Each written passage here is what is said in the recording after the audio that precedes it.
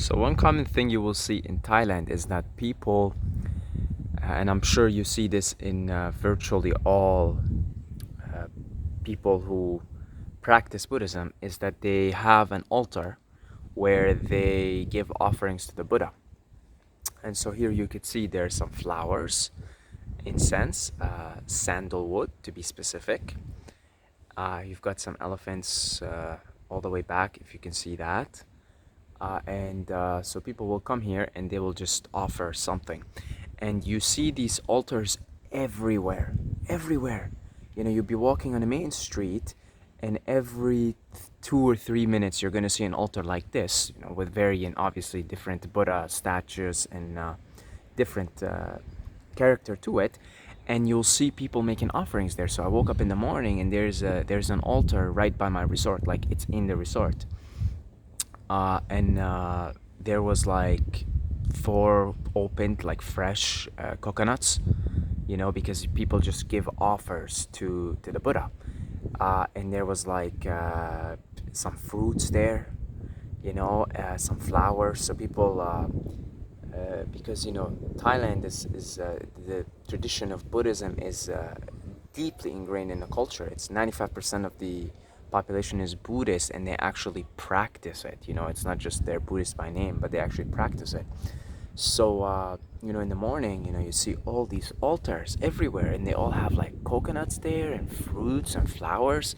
And this was like 6 a.m. So people, you know, the first thing they do when they wake up is they you know, they give the Buddha an offering. And it's really fascinating to see, because it constantly reminds you that you're part of a whole, and it just constantly reminds you to be humble. You know, if you're making an offering to another, let's say, being who have achieved, you know, these very, very high levels, the highest levels of self-mastery, you're acknowledging that you're a Buddha as well, that you're on the path to whatever you want to call it, nirvana, moksha, and it just constantly reminds you to be humble, right? So this is definitely a character you'll see in the Thai people. They're very humble, and I gotta make a video, you know, because I know it's my first day, my first impression, but I got a feeling that there's some truth to what I want to explain. But you know, there's a common, it's not a misconception at all. It's okay, let's say there's a common belief that Thai people are happy. I would not say that, because from my observation so far, they are just like any other people in the world. They are part of a system, and clearly, you just look at them really beyond everything. You'll see that they're pretty exhausted, pretty tired, for the most part, just like everybody else in the world, right? But I think the reason why they have such a good reputation for being friendly, which they absolutely are, and humble, is because of the Buddhist influence. The Buddhist influence on the Thai culture is absolutely humongous. And I don't know if there was no Buddhism here, the whole place would be completely different.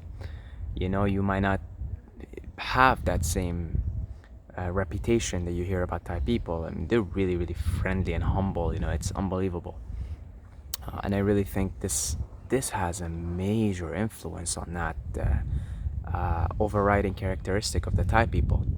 So yeah, I've been here for an hour now. I meditated right in front of the big Buddha statues, right? Just right, like I'm sitting here meditating, right? And I don't want to leave this place. I genuinely don't want to leave this place, and I might just hang out here because my ferry's there. I still get another 3 hours, 4 hours, or no, 4 hours to catch it. I might go get some coconuts and then just come back here, hang out until my ferry. Maybe I'll go check out from the resort and just come hang out here until it's ferry time. So I just really don't want to leave this place. It's you know, it's the environment that you're in is absolutely crucial. It really, really is. And here, let's see if, yeah, it really, really is. The environment that you're in is absolutely crucial. Because like you come here and suddenly you just want to meditate, like you because of the consciousness of the place. You just get in this ultra peaceful, relaxed, blissful way of being right away. Like it's it's the place just has a pull on you like that. A sacred place like this. That's why it's very important to. I know people will downplay the importance of religion and ritual and all of that, and you probably heard me talk shit about all kinds of everything, right? And uh, you know, especially the Abrahamic religions, I'm not really fond of that. However, it's still very important to keep sacredness in life, a sacred place where you could just let go of the world and just be here and just be, just be. And I'll tell you, it's very easy to do in this country because, again, it's 95% Buddhist and it's everywhere. Like I said, every 2 minutes, you're walking on a main street, mind you, a main street, and there's like all kinds of altars and offerings for the Buddha. So it's like really easy. I'm telling you, if you're looking for a more meditative, relaxed, uh, vibe, this is the right place to be. I'll tell you, Thailand, specifically Thailand, is the right place to be because the whole culture is like that. So you have an entire culture supporting you. If you see that really like all chasing and desire in life is in many ways it does lead to suffering, not in many ways, but Buddha pointed that out, and he was correct that really all desire and all chasing and attachments leads to suffering. So if if you've now comprehended that truth and you've decided, okay, well, I just want to lead a meditative, peaceful life, I'll tell you, this is the right place to be because the whole culture supports you. It supports you. If that is your mission in life, there is a culture, there is a geographical country called Thailand that will support you on that mission. The whole country supports you because the whole country has that ethic. Okay, it has that ethic in the society, right? Now, of course, maybe Bangkok and Bangkok is really the only big city in Thailand, right? Maybe Bangkok is, I don't know, I just landed in the airport, so I can't say anything about that, but pretty much, I'll tell you, like, I'm in Koh Samui, it's an island, it's a very touristy island, maybe it's got 100,000 people, so it's not like small, uh, but I'll tell you, I'm pretty confident that that's most of the country. It really does support you in that way. If you're looking to lead a meditative, I mean, the very fact that this place exists right here, within 5 minutes from where I was in the resort, or no, 10 minutes walk, 10, 15 minutes. The very fact that these places exist all over Thailand, really all over Thailand, even in Bangkok, they have a lot of these temples. The very fact that these places exist all over the country, it, I mean, again, if a meditative life, a peaceful life, if that's sort of your conclusion that life should be lived that way, I'll tell you, find a place similar, not have to be Thailand, but somewhere, finding a society that supports you on that mission, is going to be of tremendous help. And I don't have to be here for more than a day to understand that. Because here I am sitting here. I really just don't want to leave. Like, I just don't want to leave. I do not want to leave. I don't have the heart to leave. I don't want to leave. You know what I mean? It's like, a place when something has such a strong pull, pulls you to it. And this is the kind of place. And I guess my energy now also is pulled to this kind of place.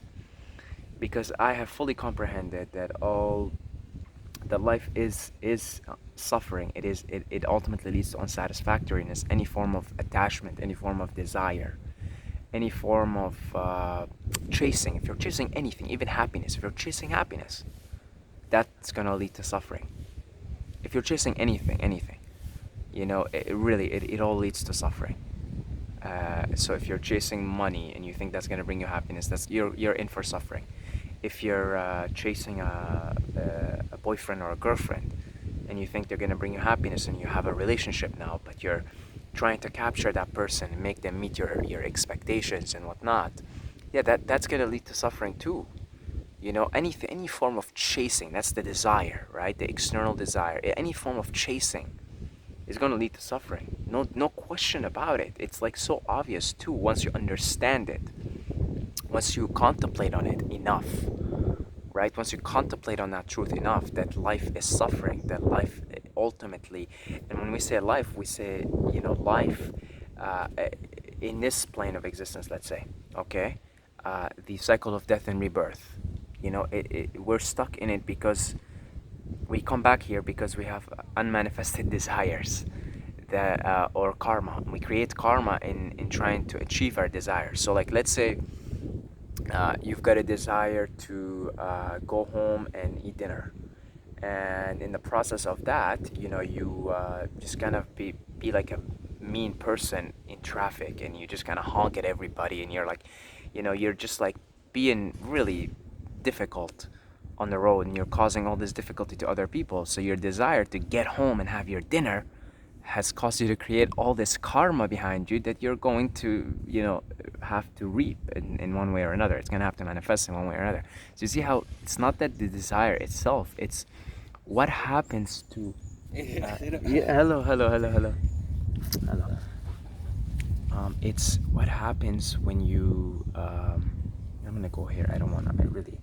Because people come here, they make offerings. You have to respect that, right? Lighter? No, no, I don't. I try to look for one. Yeah, yeah, we need a new one. Yeah. Need